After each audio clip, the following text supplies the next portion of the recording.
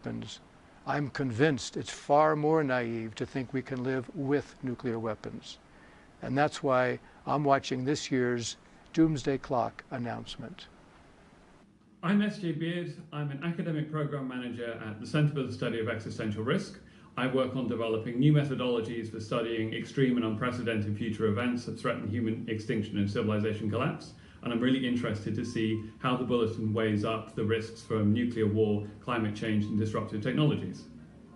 Hi, I'm Lalita Sundaram. I'm a Senior Research Associate at the Center for the Study of Existential Risk. I work on biological hazards, both natural and man-made. I'm particularly interested to see how the Doomsday Clock's announcement reflects the past few years of the pandemic we've been living through. I'm Hayden Belfield. I also work at CSER at the University of Cambridge, mostly on the risks from artificial intelligence, and I'm particularly interested in what they say about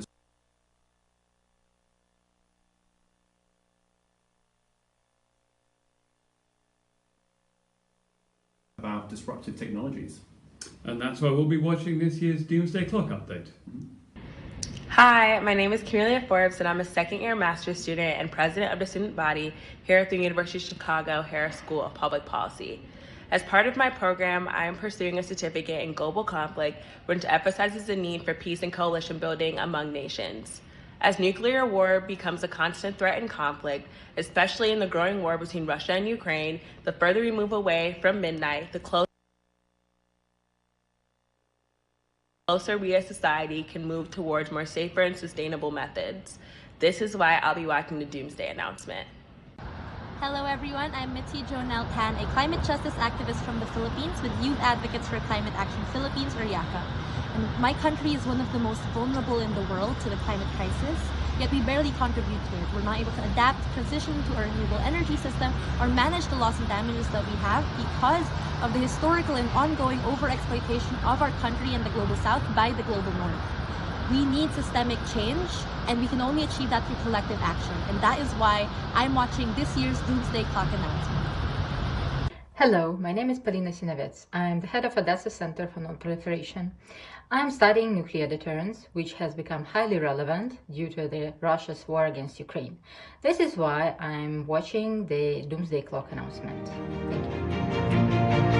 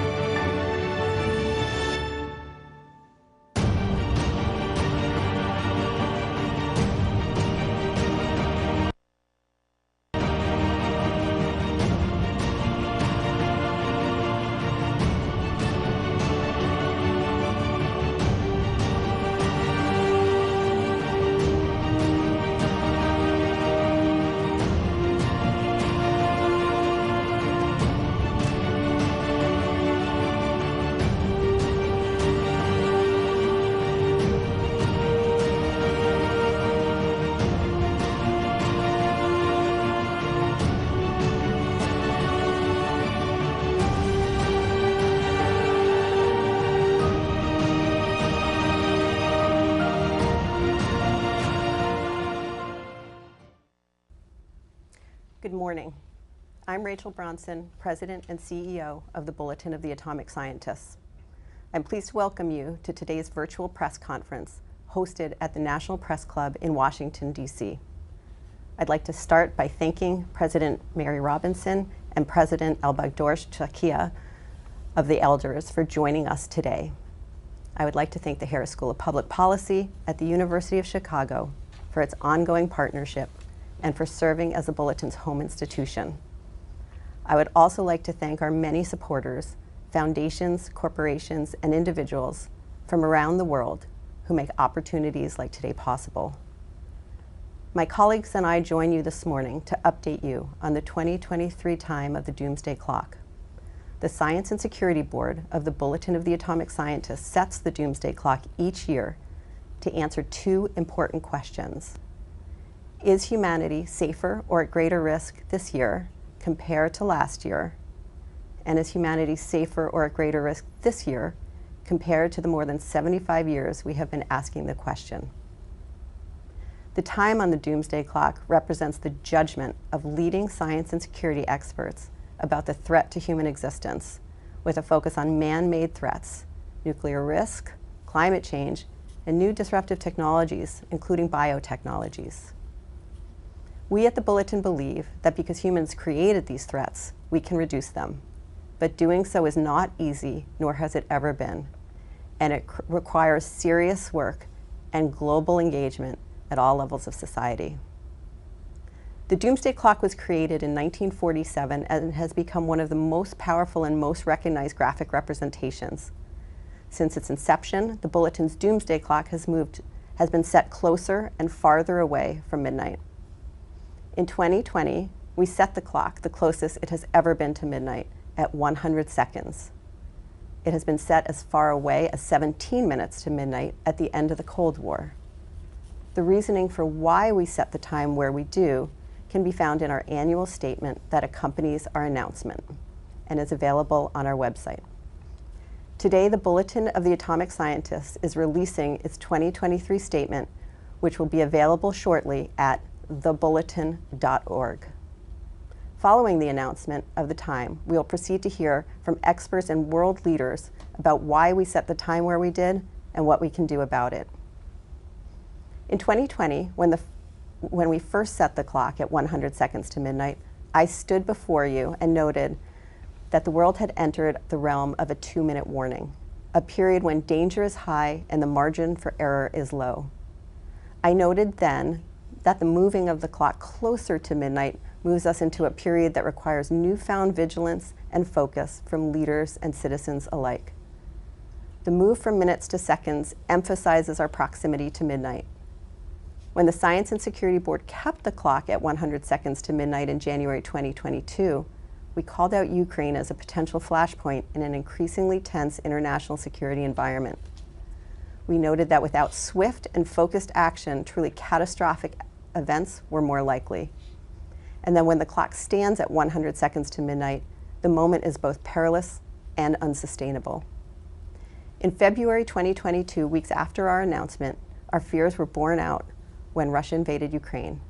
In March of 2022, the Bulletin issued a statement that condemned the illegal and dangerous invasion of Ukraine by Russia and called on all countries to denounce Russia's actions and President Putin's outrageous threats of nuclear use. Russia's thinly veiled threats to use nuclear weapons remind the world that escalation of the conflict by accident, intention, or miscalculation is a terrible risk. The possibilities that the conflict could spin out of anyone's control remains high. As UN Secretary General Antonio Guterres warned this past August, the world has entered a time of nuclear danger not seen since the height of the Cold War. The war's effects also undermine global efforts to combat climate change, as countries dependent on Russian oil and gas have expanded investment in natural gas, and Russia's false accusations that Ukraine planned to use radiological dispersal devices, chemical weapons, and biological weapons take on a new meaning as well. The continuing stream of disinformation about bioweapons laboratories in Ukraine raises concerns that Russia itself may be thinking of deploying such weapons. There is no clear path for forging a just peace that discourages future aggression under the shadow of nuclear threat. The US government, its NATO allies, and Ukraine have a multitude of channels for dialogue. We urge leaders to explore all of them to their fullest ability. With this in mind, we are releasing today's statement in English, Russian, and Ukrainian. It is the first time we have done this, and we hope it garners the attention it deserves in the capitals most affected. Joining us to reveal the 2023 time on the Doomsday Clock are Siegfried Hecker, Chair of the Bulletin's Board of Sponsors, Director Emeritus of the Los Alamos National Laboratory, and a Professor of Practice at Texas A&M University and the Middlebury Institute of International Studies at Monterey. Daniel Holtz, Co-Chair of the Science and Security Board and a Professor in the Department of Physics and Astronomy and Astrophysics at the University of Chicago. Sharon Squassoni, co-chair of the Bulletin Science and Security Board, research professor at the Institute for International Science and Technology Policy at the Elliott School of International Affairs at the George Washington University. Mary Robinson, chair of the Elders and former president of Ireland. Elbegdor Tsakia, member of the Elders and former prime minister and president of Mongolia. Today, the members of the Science and Security Board move the hands of the Doomsday Clock forward, largely, though not exclusively, because of the mounting dangers in the war in Ukraine. We move the clock forward the closest it has ever been to midnight. It is now 90 seconds to midnight.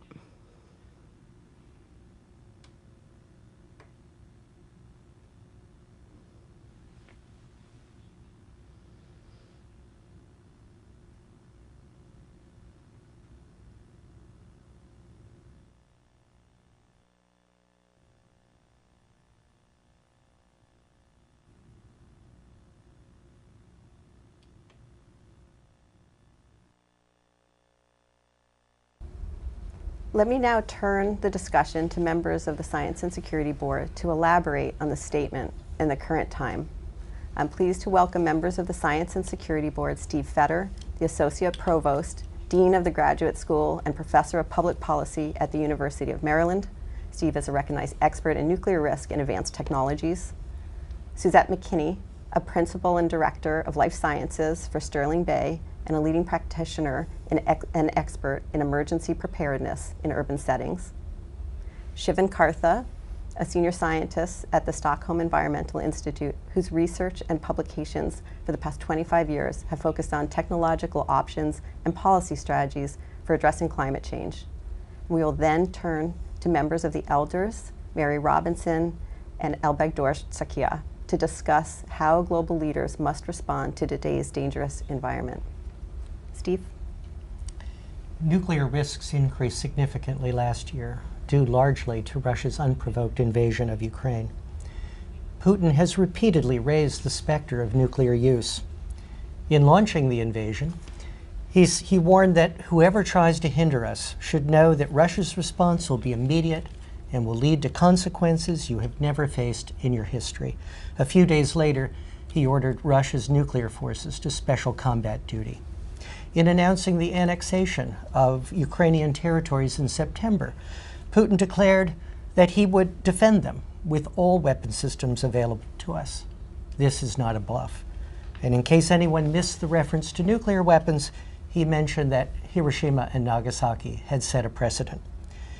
These nuclear threats were intended to deter direct involvement by the United States and NATO. And the US and NATO have avoided direct conflict. But as careful as the US and NATO might be, the possibility of nuclear use cannot be discounted. Accidents, mistakes, and miscalculations could lead to unintended escalation. And Putin might deliberately escalate if faced with the prospect of defeat, if Russian forces were being pushed out of Ukrainian territory. Putin has given no indication that he's willing to accept defeat. Despite repeated military setbacks, Russia has pressed on with increasingly desperate tactics and aggressive tactics, including reckless attacks on nuclear power facilities and indiscriminate assaults on civilians and infrastructure. Although a nuclear attack would serve no military purpose and would make Russia a pariah, an international pariah, and turn Russia and India against Russia, he might make desperate moves if no other options are available that he regards as acceptable. But even if nuclear use is avoided in Ukraine, the war has challenged the nuclear order, the system of agreements and understandings that have been constructed over 6 decades to limit the dangers of nuclear weapons. Russia refuses even to discuss a resumption of inspections under the New START Treaty. And that treaty, which is the only remaining agreement that limits US and Russian nuclear weapons, will expire in 2026. It will take years to negotiate a successor treaty, but it's difficult to imagine making progress in the current political environment. Russia violated the Budapest Memorandum, under which Ukraine relinquished nuclear weapons in exchange for guarantees that Russia would respect its sovereignty and territorial integrity and refrain from the threat or use of force. If Russia prevails in Ukraine, other non-nuclear countries may conclude that they can't be defended from attack against nuclear-armed adversaries, and that could undermine the non-proliferation regime and fuel a new round of proliferation.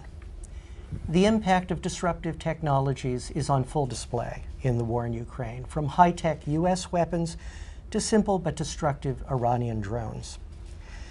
The expansion of commercial imaging satellites has provided Ukraine with valuable information on Russian troop movements. Russia has increased its control of the press in efforts to spread disinformation, but virtual private networks and Starlink satellites have kept some Russians and Ukrainians connected to the uncensored internet. Although Starlink successfully resisted repeated Russian cyber attacks, this prompted threats by Russia to destroy the satellites, a threat made credible by tests of anti-satellite weapons by Russia. Looking beyond Russia, we see other reasons for concern. Efforts to resurrect the Joint Comprehensive Plan of Action are stalled, and Iran continues to increase enrichment levels in its stockpiles of enriched uranium. Efforts to constrain the North Korean nuclear threat are moribund. North Korea fired more missiles last year than in any previous year, including a next-generation ICBM and a flight test over Japan. And many are anticipating a resumption of nuclear testing. The Chinese nuclear arsenal is rapidly expanding, with more than 300 missile silos under construction. Some believe that China is developing a force comparable to that of the United States and Russia, perhaps to deter the U.S. from aiding in the defense of Taiwan. The United States, Russia, and China are all developing large-scale programs to modernize their nuclear forces and are developing hypersonic weapons, setting the stage for a three-way arms race. And India and Pakistan continue to expand and modernize their nuclear arsenals. Thus, from almost every perspective, the risk of nuclear catastrophe is higher today than last year. Thank you, Steve. Suzette? Good morning. I'm honored to be with you today to speak with you about the state of biological threats as seen by our expert members and the considerations with respect to biological threats that contributed to the movement of the Doomsday Clock to 90 seconds to midnight. We should all continue to be aware that the threat that biological agents pose to American society as well as the international community. The existing biological threats landscape makes clear that the international community needs to improve its ability to prevent disease outbreaks, to detect them quickly when they occur, and to respond effectively to limit their scope. Nearly 3 years after the onset of the COVID-19 pandemic, the world continues to experience the fallout from this disease with no clear end in sight, despite hundreds of millions of dollars that have been spent globally to combat the devastating effects of this disease. Events like COVID-19 can no longer be considered rare, once-in-a-century occurrences. The total number and diversity of infectious disease outbreaks has increased significantly over the last 40 years, with more than half caused by zoonotic diseases. That is, disease originating in animals and transmitted to humans. As such, zoonoses put the human population at significant risk for pandemics, and the world's ability to predict which of these viruses and microbes are most likely to cause human disease is woefully inadequate. We live in a time of revolutionary advances in the life sciences and associated technologies. Researchers can engineer living things to acquire new traits with increasing ease and reliability, especially viruses that can be synthesized de novo in the laboratory. Laboratory accidents, which continue to occur frequently, also pose a significant risk. The opportunity for human error, coupled with issues with comprehensive governmental oversight and confusion about lab safety requirements, escalate these risks. Oversight regimes strategies for risk assessment and risk mitigation, and the establishment of agreed upon norms for scientific pursuit lag further and further behind as biological science and technology advance faster and faster. On the international front, Russia, North Korea, and Iran all continue to maintain biological weapons programs or the ability to research and develop biological weapons for offensive use. The risk that Russia will deploy biological weapons against Ukraine continues to escalate as conditions there become more and more chaotic. This is undoubtedly an existential threat to humanity. No matter the potential source, whether natural, accidental, or intentional, there are steps that national leaders can take to reduce catastrophic biological risks. Every country must make greater investments in public health. Every country should eliminate biological weapons and dismantle programs producing them. And all countries can vastly improve the world's ability to identify outbreaks before they become epidemics and pandemics if they invest in disease surveillance systems, share data, analytics, and intelligence on biological events, and develop the ability to identify and attribute biological events quickly. Disease knows no boundaries. Debilitating illness, widespread death, and disease-induced disaster can be avoided if countries around the world cooperate on global health emergency strategies and make investments in science, technology, research, and development in the biosecurity sector. Thank you. Shivan? Thank you, Rachel.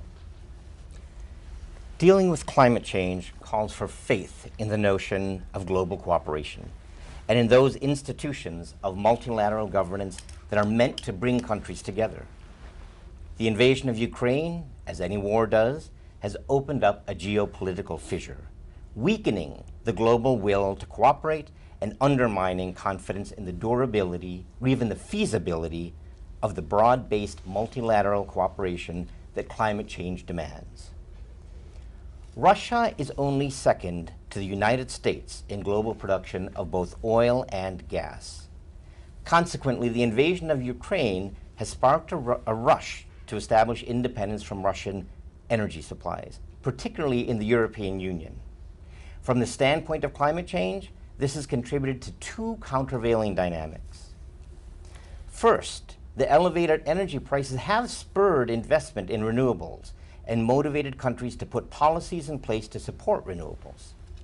The International Energy Agency now projects that wind and solar energy will approach 20% of global power generation 5 years from now, with China installing nearly half of that new renewable capacity. At the same time, however, high natural gas prices have driven a frenzied push to develop new natural gas supplies, spurring investment in new gas production and export infrastructure in the United States, the EU, Africa, and elsewhere, largely financed by major oil and gas transnationals and investment firms. This private capital continues to flow into developing new fossil fuel resources, even while public finance is facing rising pressure to pull out. The high gas prices have also pushed an immediate term shift to coal in power plants, leading this past year to be a record high for global coal consumption. Notwithstanding these two pressures, both of which should in principle reduce demand for Russian gas, Russia was on course in 2022 to earn considerably more than the previous year from its oil and gas exports, largely owing to European demand. As a consequence of this, global carbon dioxide emissions from burning fossil fuels, after having rebounded from the COVID economic decline to an all-time high in 2021, continued to rise in 2022 and hit another record high. A decline in Chinese emissions was overshadowed by a rise in the US, in India, and elsewhere. With emissions still rising, weather extremes continue and were even more clearly attributable to climate change. Countries of West Africa experienced floods that were among the most lethal in their histories, owing to a rainfall event that was 80 times more likely to occur because of climate change.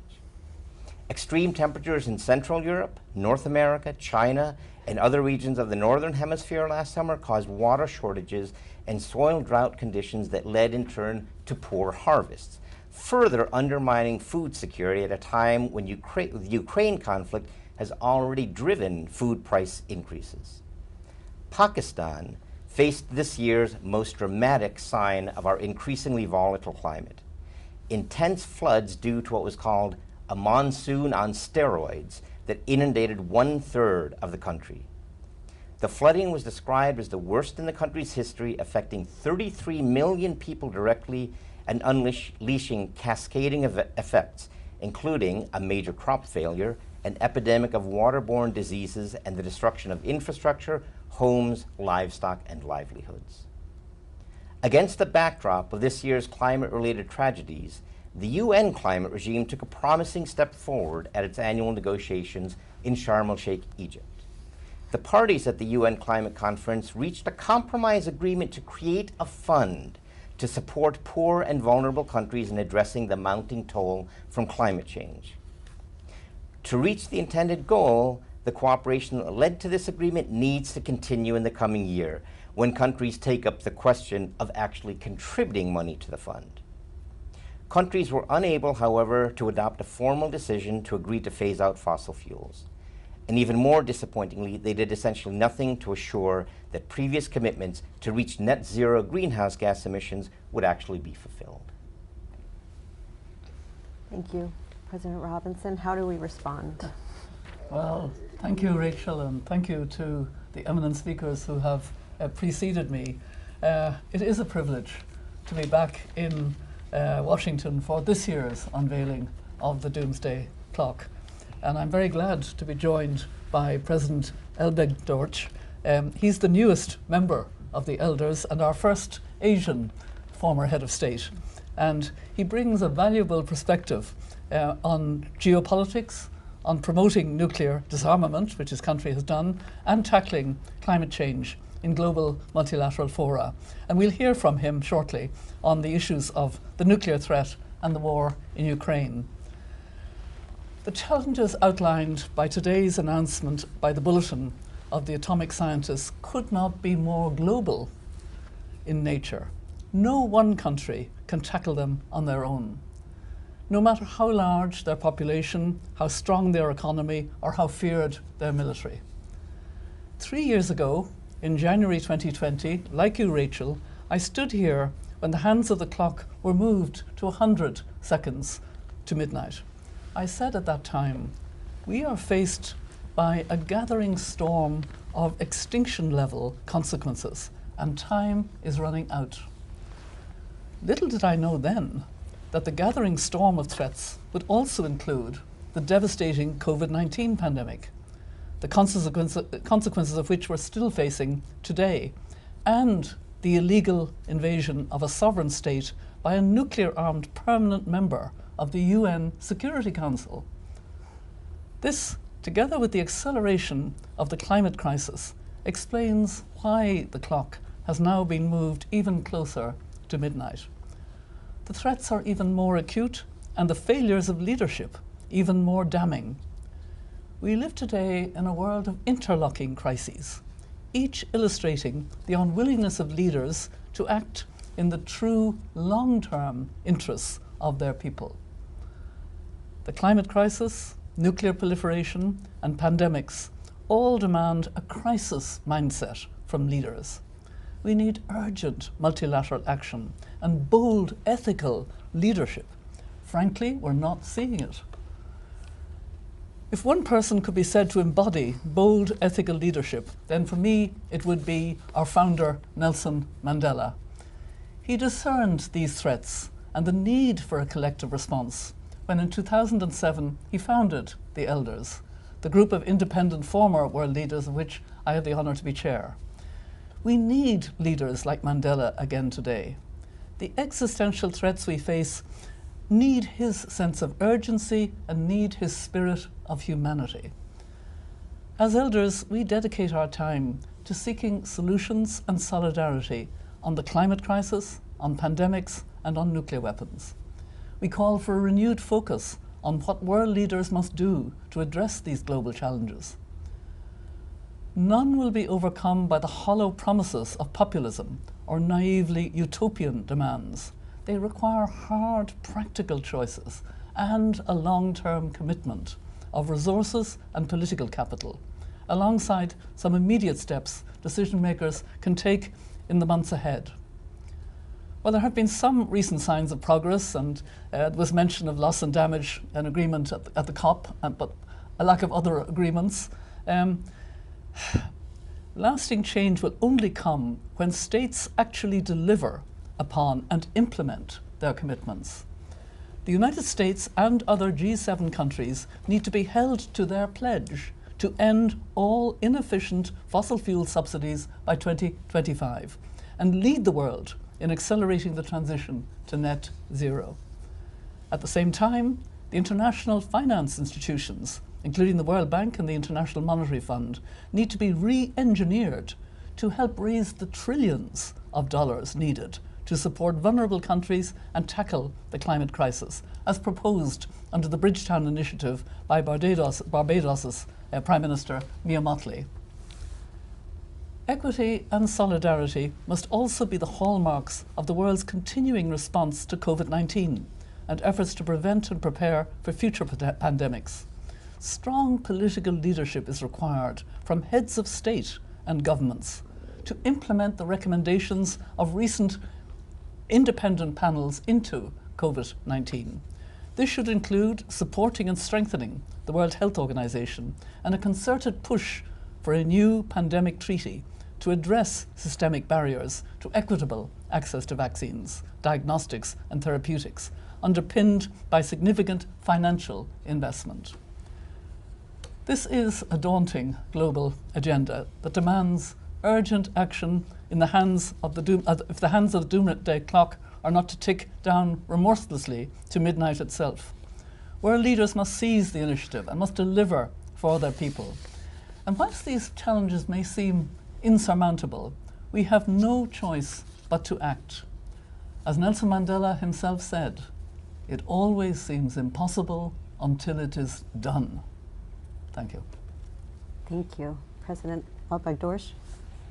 Thank you, President Robinson, Rachel, and other speakers. I came from Mongolia, and I'm wholeheartedly honored to be here to participate in this profoundly important event today. You know, I remember my childhood. I lived in Mongolia in a remote herdsman village. During that time, almost half centuries ago, we were the 10 and 12 years old boys and girls shouting that no war, no nuclear weapons, and we want to live. That was almost 50 years ago. But now I'm really honored to say to the village of humanity, you know, there are existential threats. We are really closer moved to the doomsday. And when I see that village to humanity, now I'm honored to say from this stage today. And also these existential threats outlined today should be a cause for alarm for every citizen on earth. And even more alarming is the continued failure of decision makers to rise to the challenge despite urgent warnings they hear year after year. Also, I would like to remind here one story from our human history. You know, there's a city called Pompeii in modern Italy, and people lived there 2,000 years ago, and there was Mount Vesuvius actually erupting. And that actually continued for 18 hours, and people kind of used to that. But after that, that 6 meter, 20 feet high, melted lava came to the town and buried it. Now I see that we see more Mount Vesuvius near to our human villages. Mount Vesuvius is related with the wars, with the nuclear weapons, nuclear threats, and that pathogenic threats, and pandemics, also with the climate crisis. There are one more mountain is rising. It's like more related with the disruptive technologies. And people and scientists are warning us. And we have to wake up now for the call of these people. And I think science is not nationalistic. Science is universal. And they are calling us. And we all know that Doomsday Clock, when it was far in 1991, 17 minutes to the midnight. If you see the 17 minutes in terms of the seconds, it's 1,020 minutes. Now that actually moved to the 90 minutes. Since, 17 minutes, it's almost, 17 minutes is almost 10 times closer to the midnight. And I think this is why the urgency of the interconnected and existential threats we face, it requires a crisis mindset from our leaders. And around the world, all we mentioned, I don't want to repeat those threats. And I think these are now, we cannot continue now business as usual. We need to wake up. Thank you. Thank you so much. We have some questions coming in from the press. And this one is from Ivan Pilchikov at TASS Agency, Russian media. And I'm going to turn it first to Steve and then to President Al-Baghdorsh.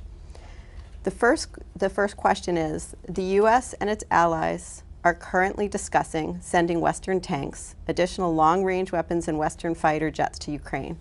How, in your opinion, this is for Steve, how, in your opinion, does it affect the prospects for resuming of the US-Russian strategic dialogue on arms control, and does it increase the risk of nuclear conflict? Before you answer, I'm going to then turn it over to President Al-Baghdorsh, who has engaged directly with President Putin when he was serving as president in Mongolia, sitting between some pretty powerful neighbors. So first, Steve, if you could take that first question, and then I'll pass it over to President Al-Baghdorsh for some thoughts. The U.S. and Russia have a strong shared interest in avoiding nuclear war and in minimizing nuclear risks, and we should be able to pursue this shared interest despite the war in Ukraine, just as we did during the darkest days of the Cold War.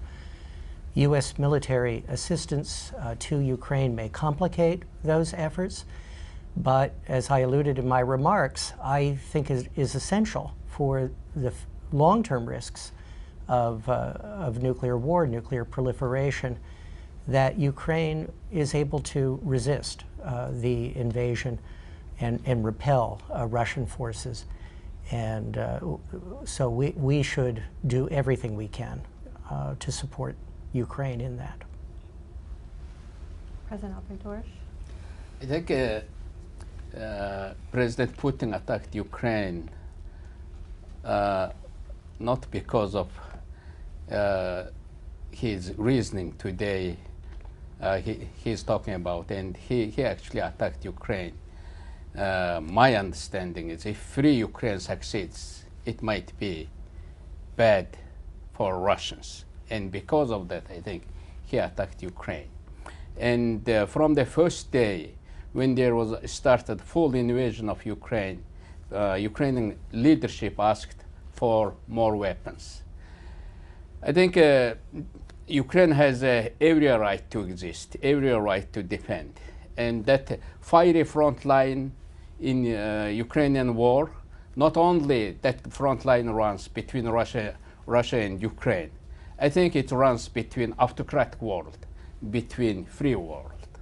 And Ukrainians are not only defending their territory, I think they are defending world security, global quest for freedom. And when Western allies give them more weapons to Ukraine, there seems more succeeding. When there are more tanks, when you give more javelins against tanks, they are succeeding. If you, when you give the more aircraft, anti-aircraft weapons, there are no longer, you see, no longer the fighter jets or attacking helicopters. But now that entrenched, you know, aggressor, in order to fight with them, I think they need more tanks. And from the start of the Ukrainian war in Ukraine, now there are triple number, 333 days, exactly today. 333 days. They are defending their country and defending world security and freedom. I think they need more tanks. That wounded, fatally wounded Ukraine has no time to wait. When there is rape happening, when there is healings happening, when there is coming to their country more destruction, they have no time to wait. I think they need more support, more weapons, more tanks. Thank you. The second question is from Seth Borenstein that I'm going to take the answer to, and then I'm going to pass it over to President Robinson. The second question from Seth Borenstein at the Associated Press. You've been saying for decades we are mere minutes from doomsday, yet here we are, still going. What is different this time, and what should the public believe is different? The point of the clock is to assess where humanity is, whether we're safer or at greater risk. And as we move the clock closer to midnight, we are sending a message that the situation is becoming more urgent. We need to spend more attention, that crises are more likely to happen and have broader consequences and longer standing effects. So with that, when we move it away from midnight, the public can believe that their engagement and their power in influencing their leaders is having an effect. And we're in a situation now where leaders aren't doing what they need to, and we need the public desperately to make sure they focus on these key issues about advancing technologies, not only the benefits, which we'll turn to in a moment, but the risks as well. And so what we're conveying with this clock move is things are not going in the right direction. And they haven't been going in the right direction, and those out who are listening say, like, it doesn't feel safer today. They're not alone. We're very concerned about this. So no one can do this alone, but everyone can do something. And with that, we hope that the moving of the clock, as we assess where the threats are, is a motivator that we all need to pay attention to these key issues. So with that, I'd like to turn it to President Robinson about what world leaders can do and whether you see this moment as more urgent as we do when we set the clock. Very much so, Rachel. The Bulletin of Atomic Sciences has done its job. It's provided us with the evidence-based reason why we are now 90 seconds from midnight, the closest the Doomsday Clock has ever been to midnight. Wake up, leaders. And that's the call. And that's why the elders are urging a crisis mind to deal with the multiple crises, the nuclear crisis, the climate and biodiversity crisis, the pandemic crisis. And we actually know what to do in each of those. And these are global solutions that are needed. We need longer-term vision on the part of leaders. We need to, to find a way to really understand that we're talking about humanity. In many ways, these years leading up to 2030, from a climate and biodiversity perspective, are probably the most important years in human history.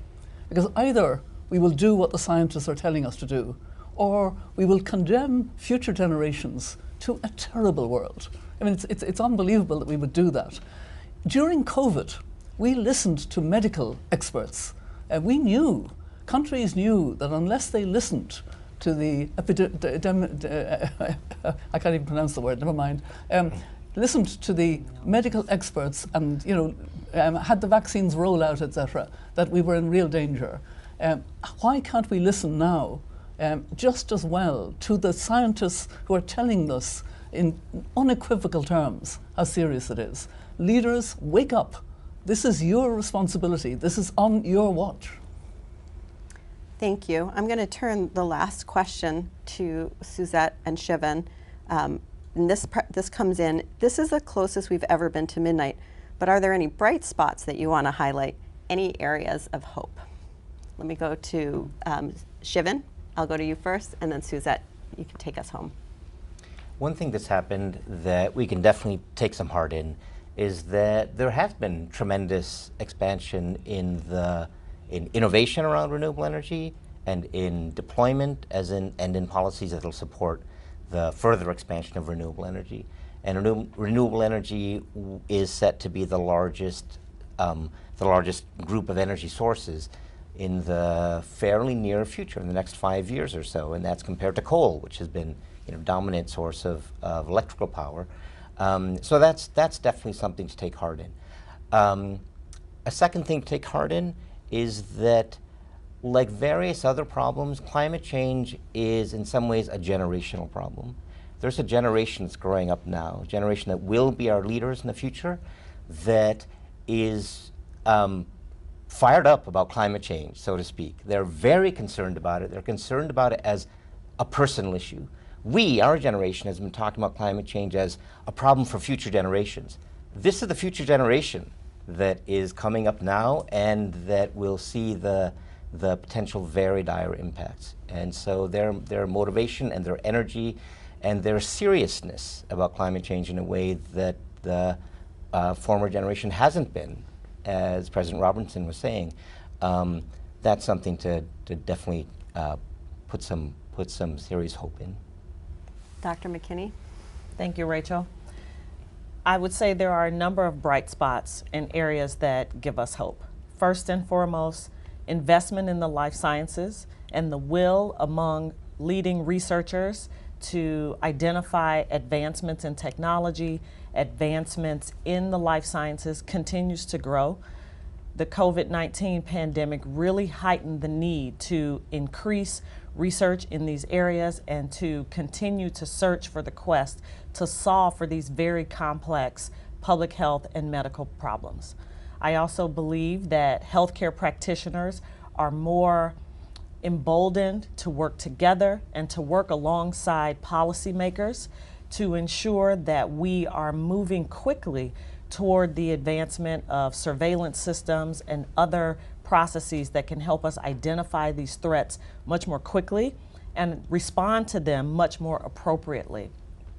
I do believe that while there continues to be a void in the international community with regards to how quickly these advancements are being made, there is will there to move the needle, if you will, on advancements. And I think that our leaders need to not become complacent, but continue to recognize and understand the devastating effects of biological threats and the continued need for advancements in research and all areas of the life sciences so that we can begin to improve upon these situations so that we will curb and begin to slow down the negative impacts of biological threats.